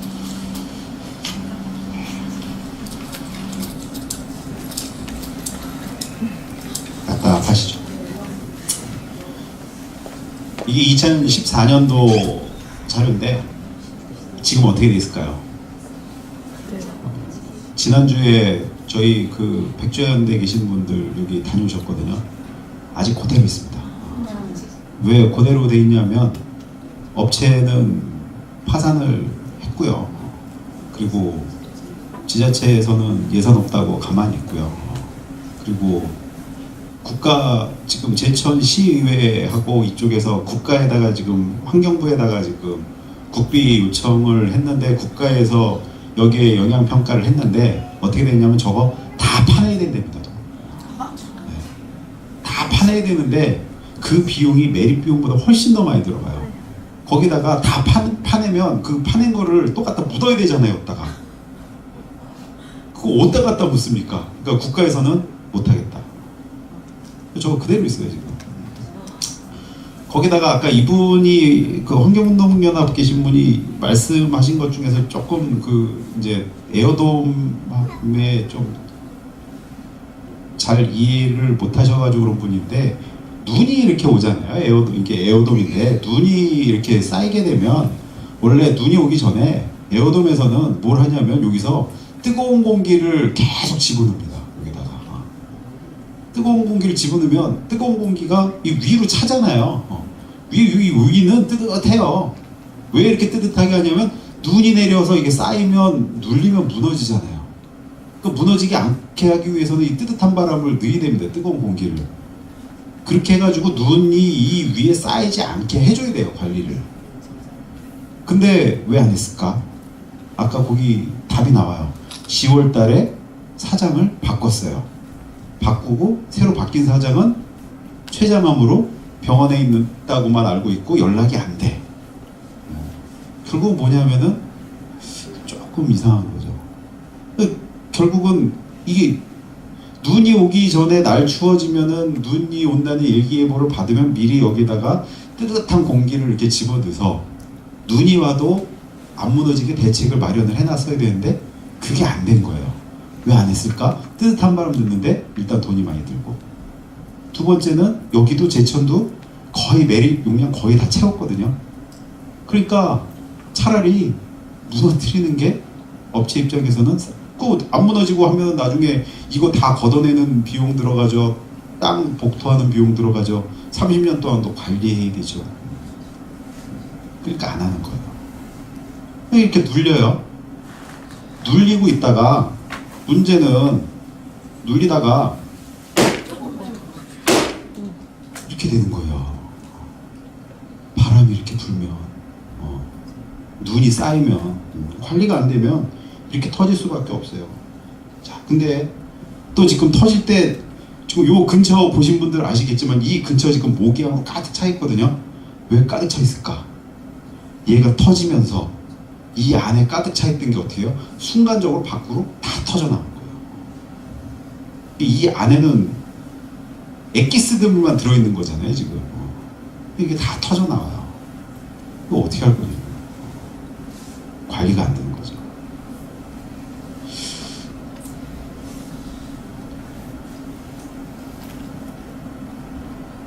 요거는 뭐냐면 그 경주에 있는 삼폐장 알루미늄 화재 사고 난 겁니다. 여기 알루미늄 화재 사고 났잖아요. 똑같아요. 여기도 알루미늄은 그냥 갖다 저기다 갖다 묻으면 안 돼요. 왜 그냥 묻으면 안 되냐면 그냥 묻으면 지들끼리 부딪히거나 밥 먹는 시간인 것 같은데. 제가 오늘 보여드리려다 이게 학교에서 안 된다고 그래가지고 했는데 알루미늄이나 마그네슘, 순수한 알루미늄이나 마그네슘은 서로 이렇게 부딪히면 불꽃이 팍팍 튑니다. 여러분 쉽게 생각하시면 마그네슘이 어디 쓰이냐면 라이타돌이에요. 라이타돌이 마그네슘이거든요. 라이타돌 이렇게 돌리면 그냥 깎아내면 그냥 불꽃 막 팍팍팍팍 튀잖아요. 그게 마그네슘이에요. 가만 놔둬도 걔네는 불을 붙어요.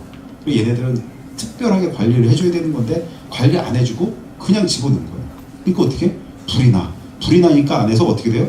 가스가 계속 나와. 지금 여기 잠깐 보셨는지 모르겠지만 여기에서 소방서장이 이 인터뷰 여기는 안 나오는데 소방서장 인터뷰 한 게 있거든요.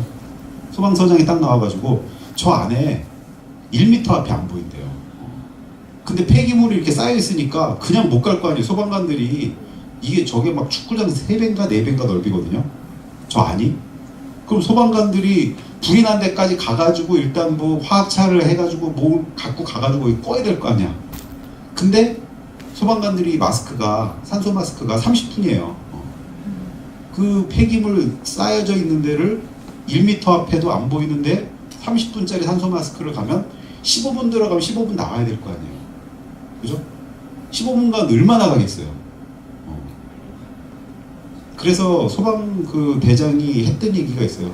저거 화재 발화 지점까지 가는데 얼마나 걸릴지도 모르겠고 화재 완전 진압하는데 최소 4주 걸린다. 그럼 저기서 불이 났어요. 불이 지금 안에서 불이 났잖아요. 또 하나 터뜨릴까요? 아 이거 터뜨리면 안 돼요. 이거 터뜨리면 모기향 때문에 조금 전에 터진 게 이게 모기향 때문에 이렇게 불 끼운 다음에 터지는 거잖아요. 아까 그 도움 안에 뭐로 돼 있다고 그랬어요? 풍선 다 있거든요. 풍선이 사실은 이 안에 있는 풍선은 불연 재질입니다. 불에 안 타는 재질이에요. 근데 불에 안 타는 재질이라고 해서 불길이 닿아도 안전하느냐? 아니에요. 불연 재질의 놈들은 불이 붙지 않는다는 거지 불길이 닿으면 어떻게 되냐면 바로 눌어붙어 버려요. 눌어붙으면 어떻게 돼? 구멍이 뻥. 그러면 어떻게 된다? 터지는 거예요. 그나마 여기선 다행인 게 가운데 부분에 불이 나가지고 불이 옮겨 붙진 않은 거예요. 그래서 도움은 무사한데 이 가장자리에서 불이 났다 그러면 저것도 터졌죠.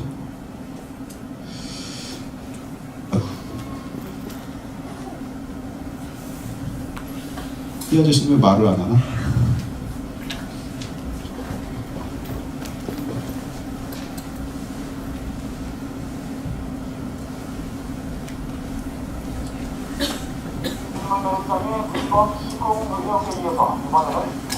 이거는 잘 관리되는 사례입니다. 그러나 매립장 업체 측은 관련 의혹을 전면 중이라면서 진실 공방이 이어지고 있습니다. 하나국서가 보도입니다. 여기 또 돔이에요. 여기도 돔이고 관린 그 지자체 직원들이 들어갑니다. 근데 지금 보셨죠? 어떻게 하면 들어가요? 온몸 다 꽁꽁 싸매고 양쪽에 이렇게 막 그 필터 달린 마스크 쓰고 이번 수칙 결과를 볼 때 청와대 매립고 22.8m보다 지하 2.4m, 지하 7m 정도 폐기물이 초과 매립된다는 것을 간증한다고 주장합니다. 또 전산 시스템에 나타난 1, 2차 매립장의 매립량은 207만 톤으로 청원군이 허가한 매립량보다 2배 이상 많다고 말합니다. 보도받은 매립량은 2.5배가 초과되어 매립 기간 동안 청원군 등이 방관해왔다는 것은 주민이 용서할 수 없는 직무유기이다. 이에 대해 매립장 업체 측은 실질된 매립 깊이는 침투 시도가 포함돼 실제보다 크게 나왔다고 이로 들어가야 돼요. 또 향후 침투수를 퍼내고 폐기물이 닫혀지면 추가된 매립량을 초과하지 않을 것이라며 정부에서도 자체 조사를 실시하겠다고 밝혔습니다.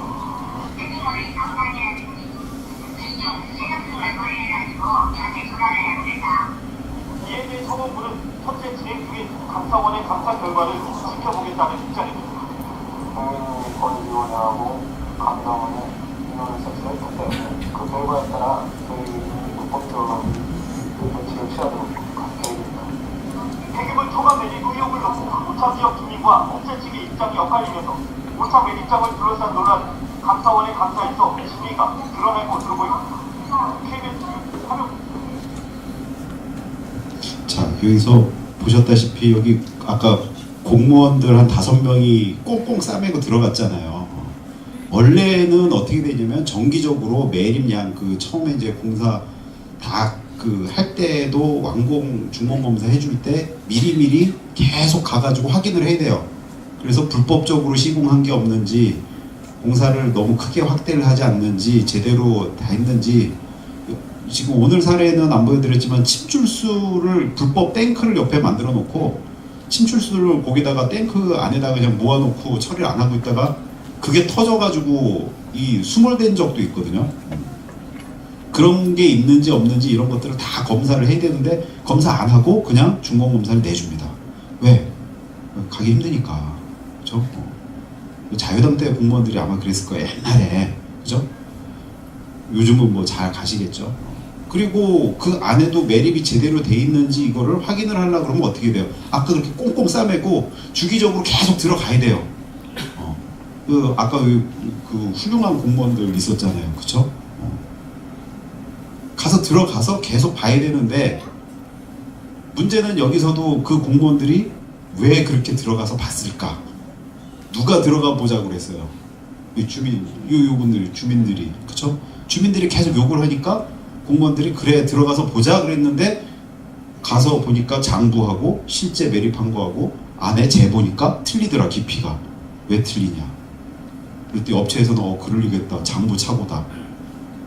실제로 장부보다 2.5배가 더 매립돼 있다고 지금 돼 있잖아요. 높이로 보니까. 그럼 그동안 매립하는 동안 뭘 했다는 거야? 안 들어가 봤다는 거거든요. 그나마 이거는 중간에라도 이렇게 알았기 때문에 다행인 거죠.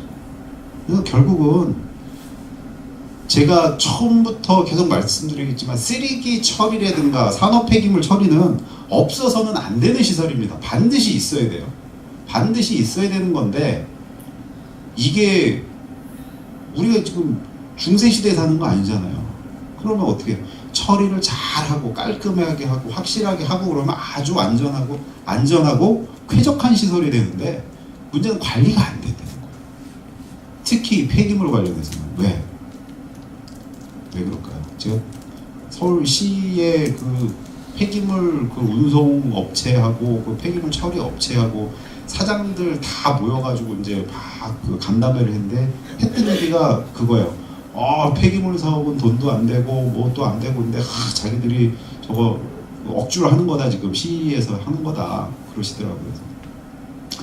그러시냐 그랬는데 나중에 얘기 들어보니까 다 한 3대째 그거를 가업으로 하고 계시대요. 그런가 보다. 나갈 때 보니까 전부 벤츠 타고 가요. 돈도 안 되고 자선 사업 이러면서 어떻게 다 벤츠를 타고 가시나. 원래 집안이 돈이 많은가 그랬더니 이게 문제가 뭐냐면 이 폐기물 처리는 관리를 안 하잖아요. 그러니까 실제로는 여기서는 이만큼 했다고 예산 받아오고 여기서 이만큼 쓰고 그래도 전혀 지장이 없었어요. 그러다가 최근에는 그게 막 공무원들이나 뭐 이렇게 시민사회단체라든가 이 환경에 대해서 관심 많아서 계속 관심하니까 요새 힘들어 죽겠다는 거예요. 못하겠다고. 그 옛날엔 잘했는데 왜 지금 못하냐. 옛날에 그럼 어떻게 했다는 얘기예요? 대충 했다는 거지. 이것도 마찬가지예요. 산업 폐기물 처리장도 지금 거의 대부분 폐기장들이 굉장히 호황입니다. 왜냐하면 돈을 굉장히 많이 벌어요. 근데 아까 제가 얘기했죠. 130만 톤이거든요. 그럼 지정 폐기물 말고 그냥 일반 산업 폐기물로 계산을 해도 1,000억짜리예요. 1,000억짜리인데 다른 뭐 여기 서사는 그렇지 않겠지만 지금까지 보신 이런 몇 가지 사례, 그것도 최근 사례입니다. 최근 한 4, 5년 사이에 일어났던 사례 한 1,000억 건인데 이 사례를 비추어 보면 저기에서 만약에 한다 그러면 2.5배 매립을 하면은 2,500억이에요. 저기에서 벌 수 있는 돈이 2,500억을 20년 사용 허가를 받았거든요.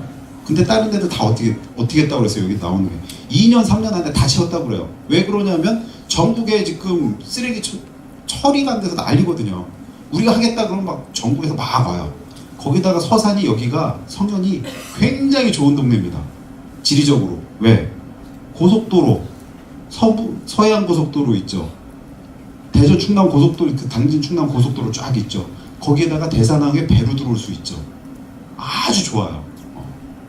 그러니까 전국에 있는 쓰레기가 다 올 수 있는 굉장히 좋은 입지 조건을 갖췄어요. 거기다가 통제가 안 돼.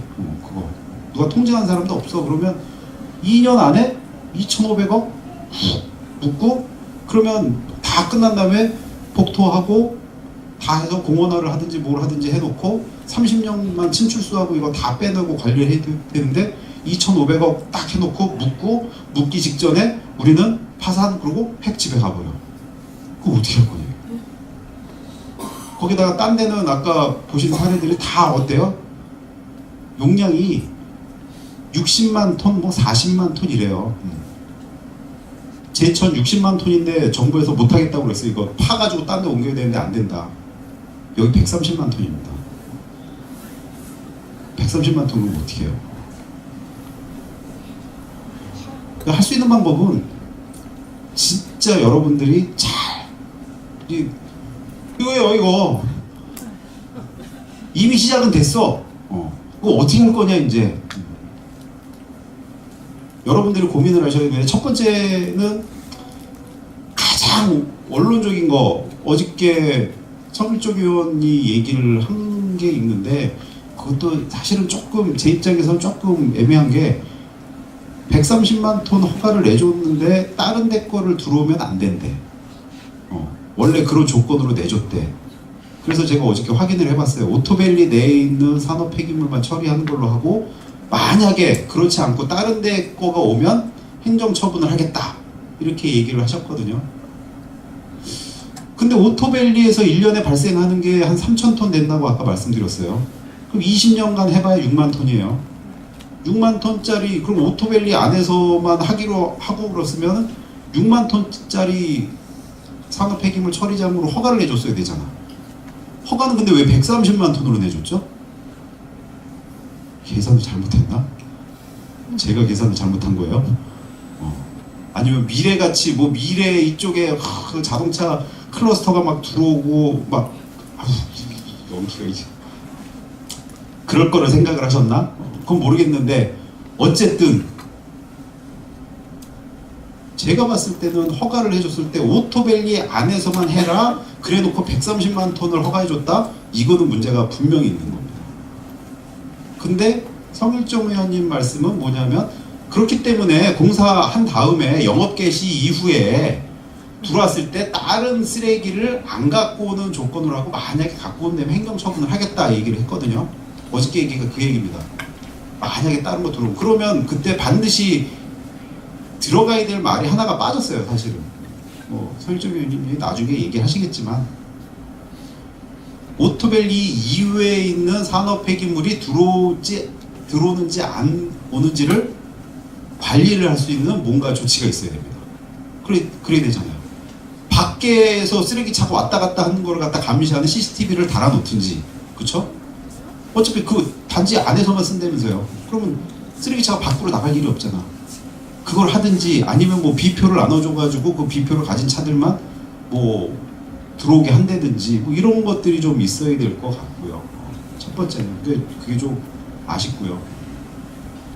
두 번째는 여기에서 나온 모든 사례들이 뭐냐면, 그 지역에 있는, 우리 똑같아요. 그 단지 안에 있는 쓰레기만 처리를 한다고 해놓고 전국에 있는 거를 그 1년, 2년 안에 확 다 받아가지고 다 용량을 채워버린 거거든요. 근데 그거 해가지고 영업정지를 먹었어요. 영업정지를 먹으니까 어떻게 했냐면 불법 매립을 했대요. 영업정지 먹은 상태에서 계속 영업하는 거예요, 그냥. 그 영업정지를 내렸으면 그 다음에 뭘 해야 돼? 가서 실제로 못 들어가게 막고 있어야 될 거 아니에요. 안 하고 있었다는 거죠. 그 사이에 다 와가지고 매립을 했어. 그러고 났더니 갑자기 눈이 와가지고 터져버렸어. 그랬더니 췌장암 걸린 사장은 갑자기 어떻게 된지 모르겠지만 병원에서 연락도 안 되고, 가면 암 걸린 환자인데 뭐 어쩌고 저쩌고 뭐라고 그럴 거예요. 그거 어떻게 할 거냐. 그런 데에 대한 후속 조치가 사실은 굉장히 중요하다. 근데 그런 얘기를 어저께, 물론 이제 앞으로 하시겠죠. 그래서 그런 얘기가 좀 추가돼야 될 것 같고요.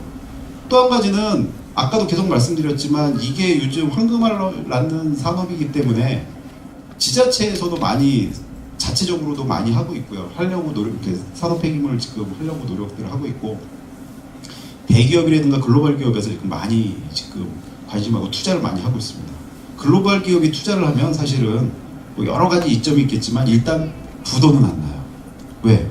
걔네가 요거 뭐 몇십 조짜리 사업을 하는 애들이 이거 뭐 20년에 2천억짜리 가지고 뭐 부도내고 그러겠어요. 그러니까 대기업이라든가 글로벌 기업이 하면 괜찮은데, 문제는 여기는 또 그런 것 같지도 않고. 그럼 이거 어떻게 할 거냐? 거기다가 제가 어저께 가만히 따져봤더니 오토밸리 안에서 지금 하는 게 한 연간 3,000톤 정도 된다고 그랬잖아요. 3,000톤 하면 3,000톤 곱하기 8만 원 하면은 얼마죠? 8천만 원? 9천만 원? 이거뿐이 안 돼요. 이자 비용이 얼마죠? 저 공사하고 난 다음에 이자 비용도 안 되거든요. 이자 비용이 제가 그냥 따져봤더니 한 달에 한 1억 정도 나가요. 이자만 공사비에. 근데 연수익이 한 8천만 원, 9천만 원, 오토밸리 안에 있는 쓰레기만 처리를 하면 그건데 1년 매출이 한 달 이자 갚을 돈도 안 되는데 사업주가 가만히 있겠어요? 뭔가 다른 방안을 생각을 하겠죠. 또 어떻게 강제를 할 것이냐. 그런 것들을 여러분들이 종합적으로 좀 고민을 하셔야 되겠다. 그래서 제가 한 1시간 반 정도 말씀드렸는데 결론이 이겁니다. 결론 없고요. 네. 혹시 궁금한 사항이나 뭐 질문 사항이 있으시면 허심탄회하게 네 말씀해 주십시오. 이게 꺼야지 이게. 질문이 있습니다. 네.